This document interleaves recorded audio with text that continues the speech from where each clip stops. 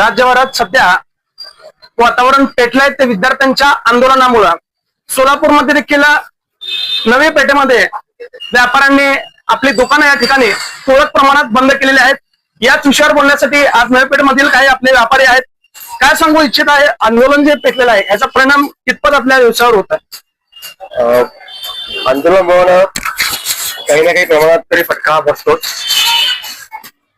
कारण सामान्य नागरिक बाहेर पडत नाही, थोडस भीती असते।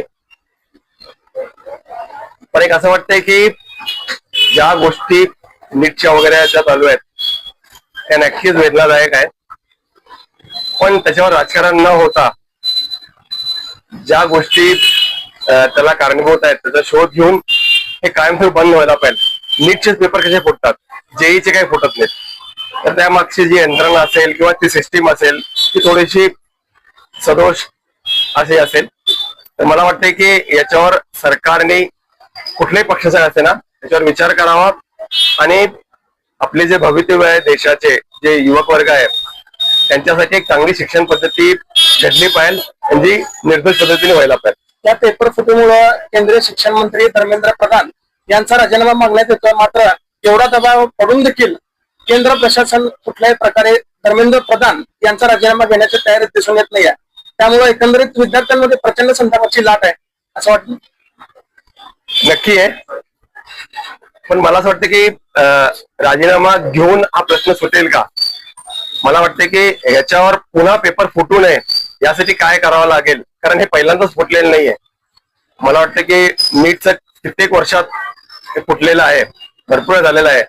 तर याच्यावर राजीनामा घ्यावा नाही घ्यावा हा राजकारण वेगवेगळं आहे, सरकारचं म्हणणं वेगळं आहे, विरोधकांचं म्हणणं वेगळं आहे। पण मला वाटतं की पेपर इथून पुढे फुटू नयेत यासाठी काय करता येईल, एक आपण जी सिस्टीम म्हणतो ती कशी राबवता येईल याच्यावर सगळ्यांनी नक्की विचार करावा। सोलापूरमधील काही विविध संघटना असेल, राजकीय पक्ष असेल, यांनी आज बंदची हाक दिली आहे।